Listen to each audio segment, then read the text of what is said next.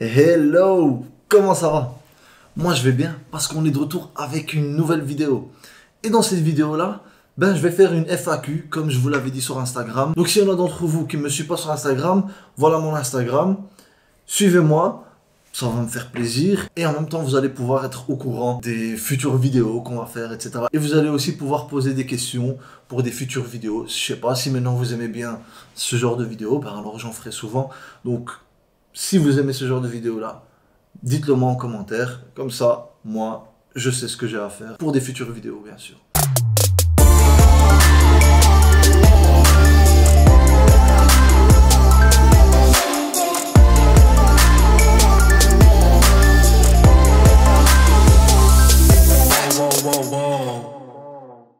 Comme je vous ai dit, je vais répondre aujourd'hui à vos questions. Donc je vais faire une FAQ. FAQ, qu'est-ce que ça veut dire? C'est le diminutif de Frequently Asked Questions. Donc en gros, ce que ça veut dire, c'est que ce sont des questions qui ont été posées assez souvent. Donc voilà, vos questions sont ici dans mon téléphone. Donc la première question, c'est comment tu as connu Aiko et qui donne les idées de A à Z et scénario de vos clips, etc. etc. Comment j'ai connu Aiko? On était dans la même classe, c'était une école arabe où on apprenait à parler, lire et écrire l'arabe. Bon, après on était assez petits à ce moment-là, je sais toujours écrire et lire, mais je comprends pas toujours tout ce que je lis ou ce que j'écris. Parce qu'il y a une grosse différence entre l'arabe classique et l'arabe dialecte qu'on parle nous, et ça s'appelle Derija. Donc ce qu'on apprend à l'école, c'est pas de Derija, c'est de l'arabe classique. L'arabe classique, c'est une langue hyper compliquée. Et donc ouais, je suis en train de dévier de la question. Donc je l'ai connu à l'école arabe et ouais, voilà, on a commencé à parler, à rigoler. On habitait même pas loin l'un de l'autre, donc on allait ensemble à l'école arabe, puis on revenait ensemble de l'école arabe, etc., etc. Pour les scénarios des clips, on y réfléchit à deux. Tout vient de nous deux en fait. Il a une idée de base, puis l'idée se transforme petit à petit, ou des fois c'est le contraire. J'ai une idée de base, puis l'idée se transforme petit à petit. C'est en fait, on vient avec une idée, et en parlant, on trouve d'autres idées, et on commence à les incorporer, à mélanger, à retirer quelques idées. C'est vraiment du va-et-vient pour avoir une idée bien précise au final. Mais sinon, l'idée, elle venait de nous deux à chaque fois. Prochaine question. Où est-ce que tu trouves toutes les animations que tu intègres dans tes vidéos? La plupart de mes animations, je les fais moi-même. C'est pas toujours facile de les faire soi-même. Mais je trouve que quand on les fait soi-même, on a beaucoup plus de contrôle et il y a moins de chipotage. Des fois, je prends des trucs d'internet pour aller beaucoup plus rapidement. La plupart du temps, mes animations, je les fais moi-même. Quand je dois animer un texte ou un titre ou des trucs comme ça, je les fais moi-même. Il n'y a personne qui les fait à ma place. Pour un clip musical, ça te prend combien de temps pour la terminer? Ça dépend. La plupart du temps, ça va très vite. J'ai pas besoin de 3 semaines pour finir un clip. En temps normal, je tourne en un jour. Sauf si le client demande que la vidéo doit être tournée en plusieurs jours. À ce moment-là, il n'y a pas de problème. Quand il s'agit de montage, la plupart du temps, je le monte en un jour. Combien d'heures exactement? Je sais pas. Le montage peut me prendre 4 heures, 5 heures. Après, il y a la colo. Mais avant de faire la colo, je demande au client de me confirmer le montage, est-ce que les scènes sont bonnes, sinon alors il faut modifier, etc. etc. Mais s'il n'y avait pas de modification à faire, 4-5 heures c'est fait. Puis il y a la colo, ça me prend 1 à 2 heures. Si la colo est finie et qu'elle est confirmée, alors à ce moment là je rajoute des effets si nécessaire. Si je dois rajouter des effets, on va dire que c'est ça qui me prend le plus de temps. Habituellement, j'essaie de faire le moins d'effets possible parce que j'aime bien quand c'est très cinématique et très naturel, etc. etc. Mais après, il y a des clients qui veulent absolument rajouter des effets, je les rajoute. S'il y a des effets qui sont déjà préconfigurés, ça va vite. S'il y a des effets que je dois créer sur le moment même parce que on ne peut pas utiliser un preset et mettre l'effet comme ça, si maintenant il faut faire du fond vert ou s'il faut faire beaucoup de choses qui sont très compliquées à ce moment-là, ça prend toute une journée, mais vraiment toute une journée. Je suis déjà resté sur un clip presque 24 heures juste pour les effets parce que il faut faire du rotobrushing, il faut faire du masking, il faut faire beaucoup de choses qui prennent vraiment beaucoup de temps. En gros, si on devait tout compter, on va dire en 2 jours, je finis un clip. Mais je parle de montage, ça veut dire post-prod, tout ce qui est montage, colo et effet. Prochaine question, c'est tu gères comment au niveau des disques durs pour les projets vidéo? En vrai, la vérité, c'est casse-tête les disques durs. Parce que Depuis que je travaille avec la FX6, je travaille qu'avec des rushs 4K. Je filme plus en Full HD, sauf si je dois faire du 240 fps.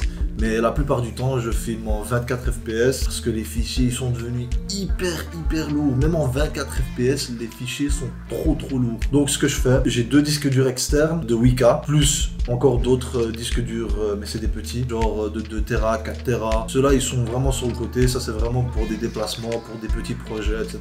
Mais sinon, les 2 disques durs externes de 8 Tera, ils se remplissent assez vite. En gros, ce que je fais maintenant, c'est que après quelques mois, une fois que je finis un projet et qu'il a été validé, ben genre après 3-4 mois, je le mets dans mon disque dur externe et puis je supprime les rushs. Parce que c'est ça qui me prend vraiment beaucoup de place. Sinon, le projet, la vidéo finale, ça me prend rien du tout comme place. Je garde quand même le projet, on sait jamais, même s'il va me servir à rien du tout. C'est psychologique. Je sais que ça sert à rien, mais je me dis on sait jamais. Prochaine question. Tu travailles full time en tant que vidéaste? Si oui, comment tu as commencé? La vérité, moi j'ai vraiment commencé YouTube. J'avais répondu à cette question-là. En fait, il y a une vidéo qui explique tout de A à Z, comment j'ai commencé et comment je suis arrivé là. Donc, je vais mettre cette vidéo dans ma description. Comme ça, vous pourrez la voir. La personne qui m'a posé cette question-là, si tu as vraiment envie de savoir, ben, je te propose de regarder cette vidéo-là pour vraiment avoir une réponse approfondie. Maintenant, tu tournes plus avec la Sony FX6 ou la Sony A7 III? Je tourne plus avec la FX6 qu'avec la Sony A7 III. J'utilise que la FX6 pour mes clients. Mais j'utilise aussi la Sony A7 III pour mes projets à moi, quand c'est des trucs assez rapides, que je me dis flemme de prendre la FX6. Ben, comme par exemple cette vidéo là, ben, je la filme pas avec la FX6, je la filme avec la Sony A7R III. Pas la Sony A7 III, parce que dans la Sony A7 III, j'ai le jack qui ne fonctionne plus. Avec la Sony A7R III, il y a le jack qui fonctionne, donc je peux utiliser le micro externe que je branche directement à la caméra. Sinon, ouais, j'utiliserai toujours ma Sony A7 III pour mes vidéos à moi. Mais une fois que je dois parler à la caméra, j'utilise la Sony A7R III. Comment et depuis quand tu bosses avec Aiko et Harry et comment tu les as rencontrés? Donc, en gros, comment j'ai rencontré, j'ai déjà répondu à cette question-là. Et depuis quand je bosse avec eux? Ben, depuis qu'on a commencé à faire de la musique et de la vidéo ou des photos. Je me rappelle plus exactement quel âge j'avais, mais je pense que j'avais peut-être 17 ans, 18 ans, un truc comme ça. Donc ouais, ça fait assez longtemps. Là, entre-temps, j'ai 28 ans. Non, je vais plus dire 18 ans, je vais pas dire de bêtises. Je pense à 18 ans, j'ai commencé à faire de la photo. Ben, c'est quand j'ai commencé à faire de la photo que j'ai commencé à travailler avec lui. Parce que lui, il venait à peine de commencer la musique et tout. Donc en gros, moi je m'entraînais sur mes amis et toutes les personnes avec qui je pouvais faire des photos et des vidéos, ben je le faisais. Pourquoi tu t'es focus sur la vidéo et pourquoi tu en as fait ton métier? En fait, pourquoi je me suis focus sur la vidéo et pas vraiment sur la photo? Parce que la vidéo, elle est plus demandée que la photo. J'ai commencé en tant que photographe, j'ai vraiment commencé à faire des photos, etc., avec mes amis, avec tout le monde. Petit à petit, j'ai commencé à toucher un peu à la vidéo. Chaque fois que j'allais faire un shooting, je commençais à filmer pendant mes shootings, donc c'est pas que je demande à quelqu'un de filmer le making of ou quoi. Non, c'est vraiment, je fais des photos, tchac, je change les paramètres vidéo et je dis au modèle de refaire exactement la même chose en mouvement. Donc les poses qu'elle prenait, on les faisait en mouvement. Et je m'entraînais en fait. Je m'entraînais à faire quelque chose, mais je savais pas où ça allait m'emmener. Je le faisais pour le kiff. Et puis au final, les gens ont remarqué mon travail en vidéo et ils ont kiffé. Et à partir de là, ben, les gens ne demandaient que pour faire des vidéos. De temps en temps, je recevais des demandes par rapport à la photo, mais c'est rare. Maintenant encore, hein, je fais plus de vidéos que de photos. Hein. On me demande encore pour faire de la photo, mais c'est rare. C'est pour ça que j'ai investi beaucoup plus dans la vidéo que dans la photo. Toi, tu en as fait ton métier? Ben ouais, en gros, parce que les gens me demandaient par rapport à ça. Et au final, si les gens demandent que je fasse un travail, ben, je suis automatiquement payé pour ce travail-là. Pourquoi est-ce que je vais pas faire de mon hobby mon métier? Qu'est-ce qui t'attire dans la vidéo? Ben, ce qui m'attire, c'est le fait d'être créatif et de pouvoir faire des trucs différents à chaque fois. On va dire que dans un métier normal, que tout le monde fait, on peut pas toujours être créatif. Avant, je voulais être infographiste. Je voulais ouvrir ma propre boîte d'infographie parce que j'ai fait des études d'infographie. En vrai, dans l'infographie, j'ai remarqué qu'on n'était pas aussi libre et aussi créatif qu'on nous le disait. Parce que c'est vrai que l'infographie, c'est un métier très créatif. Après, le problème, c'est qu'on n'est pas libre de faire ce qu'on veut. Et maintenant encore, quand je veux faire une vidéo, ben, les gens ils me demandent de faire des vidéos comme moi je fais sur mon Instagram. Parce que les vidéos que je fais sur mon Instagram, ben, je suis libre de faire ce que je veux. Et moi, c'est ça que j'aime bien. J'aime bien être libre de faire ce que je veux. Je veux laisser ma créativité parler. Je veux faire des choses nouvelles. Je veux découvrir. Parce que dans la vidéo, on ne s'arrête pas à une chose. La vidéo, c'est tellement vaste et il y a tellement de choses à apprendre. On apprend toujours. Ce que j'aime bien dans la vidéo, c'est être libre et laisser ma créativité parler. Comment tu as commencé les vidéos et tu faisais quoi avec quoi au début? Comment j'ai commencé les vidéos, j'ai répondu à cette question là tantôt. Et pour la question tu faisais quoi avec quoi au début, je sais pas. La vérité, je sais pas. Je sais pas. Qu'est-ce que je faisais avec quoi? Je sais pas. Peut-être que tu aurais dû formuler la question autrement ou préciser quoi exactement, parce que quoi avec quoi? Quelle est la chose que tu préfères dans ce métier? La chose que je préfère dans ce métier, c'est le fait de découvrir des nouvelles choses. Et c'est vrai qu'avec ce métier-là, j'ai beaucoup découvert. J'ai vu beaucoup de choses. J'ai vu des choses qui sont moins chouettes. Et j'ai vu des choses qui sont vraiment chouettes. Comme par exemple, il n'y a pas longtemps, j'ai été à Dubaï pour la première fois pour réaliser un clip. Et la vérité, j'ai kiffé. Tout ce que j'ai vu là-bas, j'ai kiffé.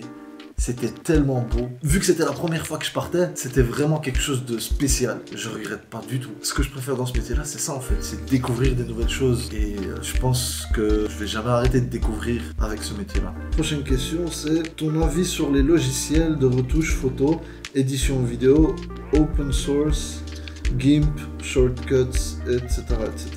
Pour moi, je trouve que le logiciel le meilleur et le plus complet, c'est Lightroom. Après, avec Lightroom, il y a des choses qu'on peut pas faire. Par exemple, sur Photoshop, on peut faire beaucoup plus de choses que sur Lightroom. Mais quand il s'agit de retouches photo, je trouve qu'il n'y a pas mieux que Lightroom. Parce que c'est tellement précis, alors qu'avec Photoshop, tu peux pas faire ça. Oui, ok, tu peux faire ça avec Camera Raw, parce que Camera Raw, il est dans Photoshop, etc. Je trouve que le logiciel le plus important, c'est Lightroom. Parce qu'on commence avec Lightroom, si on veut faire d'autres trucs, si on veut faire des montages photos, etc. Alors là, on va sur Photoshop, ou si on doit nettoyer vraiment la peau en profondeur, alors ok, on va sur Photoshop, mais la plupart du temps, je fais pas ça. Et pour les logiciels de vidéo, pour moi, c'est Premiere Pro. Vu que j'essaye toujours de tout faire sur Premiere Pro, même les effets, j'essaye de les faire sur Premiere Pro. Et la plupart des effets, je les fais sur Premiere Pro. J'utilise presque jamais After Effects. Juste quand il s'agit de roto-brushing, du tracking, etc. Alors à ce moment-là, j'utilise After Effects. Des fois, je me dis flemme, le roto-brushing. La scène, elle est très courte. Je fais un arrêt sur image, je masque le sujet et puis je l'anime. Ça, c'est vraiment quand j'ai la flemme. Après, je dis pas que je le fais mal, hein, je le fais bien. Mais ça, c'est vraiment quand j'ai la flemme. Et quand je me dis, vas-y, cette fois-ci, je veux me donner à fond, alors je vais sur After Effects et je fais un roto-brushing. Comme ça, même si je dois faire une transition, l'image, elle n'est pas gelée. Elle est en mouvement et ça rajoute un petit truc en plus. C'est très léger, ça se voit presque pas, hein, mais ça rajoute un petit truc en plus. Et donc pour moi, c'est Premiere Pro. As-tu déjà pensé à quitter le monde de la photographie et de la vidéographie? Si j'ai déjà pensé à ça, oui, j'ai déjà pensé à quitter. Dans ce monde-là, c'est pas toujours facile d'avoir des clients. Le truc, c'est que je suis une des personnes qui fait un travail professionnel, mais qui n'est pas payé comme il se doit par rapport au contenu que je donne à mes clients. Okay, je donne quelque chose de qualitatif aux clients, mais en retour, je demande pas grand-chose par rapport à ça. Ok, je demande mon prix. Les gens ont encore du mal à mettre de l'argent. On va dire que les gens, ils sont un peu radins par rapport à ce qu'ils veulent. Ils veulent beaucoup de choses, mais ils veulent pas donner. Et ça, je trouve un peu dommage. Donc, je suis obligé de m'adapter pour pouvoir avoir du travail. Et le problème, c'est que même si je m'adapte, des gens qui, quand je leur donne mes prix, ils sont choqués. Ils savent avec quoi je travaille. Ils savent combien mon matériel coûte. Et même comme ça, ils veulent pas payer cher. Je vais pas commencer à faire des trucs gratuitement. Le truc, c'est que je dois faire rentrer de l'argent pour pouvoir subvenir aux besoins de la société et subvenir aux besoins de ma maison, de ma famille, de tout. Ça demande de l'argent. Et il y a des moments où je me sens un peu fauché parce que j'ai pas eu beaucoup de travail. Il y a des mois où je travaille vraiment beaucoup et je fais rentrer beaucoup d'argent. Et il y a d'autres mois où je ne fais rien rentrer parce que j'ai déjà eu un mois où j'ai même pas travaillé une seule fois. Ça m'est déjà arrivé. Mais heureusement que je mets de l'argent de côté. Mais le but, c'est pas de toucher à l'argent que je mets de côté parce que cet argent-là, elle sert à quelque chose. Si je la mets de côté, c'est pour pouvoir investir dans quelque chose plus tard. Pour répondre à la question, oui, j'ai déjà pensé à quitter. Mais je le fais pas parce que il y a beaucoup de gens qui croient en moi. J'ai pas envie d'abandonner parce que c'est vraiment quelque chose que j'aime faire. Tu te voyais être vidéaste quand tu étais petit? La vérité, quand j'étais petit, je me voyais pas du tout être vidéaste. Quand j'étais très petit, je voulais être vétérinaire parce que j'aimais beaucoup les animaux. Je les aime encore, hein, les animaux. J'ai vu que être vétérinaire, c'était compliqué. Il y avait beaucoup de choses, il y avait beaucoup d'études qui suivaient par rapport à ça. En vrai, j'ai jamais commencé les études de vétérinaire. Après, j'ai commencé les études d'infographie. Je voulais ouvrir ma propre boîte d'infographie. J'ai jamais ouvert de boîte d'infographie. Quand j'ai commencé à faire des acrobaties, à ce moment-là, mon rêve c'était travailler dans une troupe de cirque, spécifiquement dans la troupe de Cirque du Soleil. J'ai abandonné. On va arriver à la dernière question. Pourquoi un éléphant? Je pense que j'ai déjà répondu à cette question-là, mais je sais plus si j'ai répondu vraiment en détail. Pour répondre plus précisément à cette question-là, au début j'avais mon ancien logo, c'était une silhouette de ma tête avec le diaphragme d'un objectif. Je voulais changer et j'ai essayé de tout. J'ai vraiment essayé de tout et il n'y a rien qui me plaisait. Donc on m'a proposé un jour de choisir un animal et j'ai directement choisi l'éléphant parce que avant, quand j'étais à l'école, j'étais en première secondaire, on avait un prof assez spécial et il faisait des trucs assez bizarres avec des rituels, des trucs vraiment bizarres. Mais on aimait bien ce prof là parce que il nous faisait faire des chouettes trucs, des chouettes activités. Et un jour on était hyper excités dans la classe, on faisait trop de bruit et il s'est dit bon, écoutez, c'est pas normal ça. On arrête tout ce qu'on est en train de faire, on arrête de travailler, on pousse tous les bancs sur les côtés. Il nous a dit allongez-vous. Et là, il nous a fait faire un truc vraiment. Je ne vais jamais oublier. C'est pour ça que je ne vais jamais oublier l'éléphant aussi. On s'est allongé par terre, on a fermé les yeux et il nous a raconté une histoire. On devait se visualiser cette histoire-là dans notre tête. Et à la fin, il y a un animal qui devait apparaître. Et le truc, c'est que chez moi, c'était un éléphant. Moi, à la base, je me suis dit, il allait avoir un singe. Parce que je suis quelqu'un qui saute beaucoup, qui fait des acrobaties, qui aime bien s'accrocher aux arbres, etc. Mais rien à voir, c'était un éléphant. Et en plus, ce qui m'a encore le plus étonné, c'était que tous les autres élèves de la classe avaient à chaque fois un animal différent. Il n'y en a pas un qui avait le même animal que l'autre. Et ça, c'est le truc qui m'a vraiment le plus impressionné. Et cet animal, soi-disant, c'est notre ange gardien. Bon, après, moi, j'y crois pas trop. Et donc, ça, c'est resté dans ma tête depuis toujours, en fait. Quand on parle d'un animal, un éléphant. Tout le temps, l'éléphant. J'ai fait mes recherches par rapport à l'éléphant et l'audiovisuel. Et j'ai trouvé une phrase qui dit que l'éléphant ressent et sait tout ce que tu veux, qui que tu sois ou quoi que tu sois. Donc en gros, l'éléphant te comprend. C'est ce que moi je veux transmettre en fait dans mes vidéos ou dans mes photos. Quoi que le client pense ou quoi qu'il ait dans sa tête, je vais pouvoir le comprendre et recréer ce qu'il voulait en fait. Donc si un client il vient chez moi, il me dit voilà, moi j'aimerais bien avoir ça, mais c'est compliqué à comprendre, moi je vais vraiment faire en sorte de pouvoir comprendre ce qu'il veut et de lui donner ce qu'il veut. Et ça c'est pour moi le plus important. C'était la dernière question. Cette vidéo elle est vraiment longue, mais voilà, ça vous permet d'en savoir un peu plus sur moi. J'espère que vous avez aimé cette vidéo là. J'espère que vous avez appris quelque chose de nouveau sur moi. En tout cas, j'ai kiffé la faire. Comme d'habitude, chaque vidéo que je fais, je kiffe la faire. C'est un truc de fou. C'est vrai qu'aujourd'hui j'ai l'air fatigué, mais c'est parce que je suis malade. Mais après, c'est pas parce qu'on est malade qu'on doit arrêter de vivre. Donc moi, je continue à faire ce que je fais et ce que j'aime faire. Si vous avez aimé cette vidéo-là, mettez un like, abonnez-vous si c'est pas déjà fait. N'oubliez pas d'activer la cloche pour recevoir des notifications pour des vidéos futures. Et on se retrouve à la prochaine vidéo.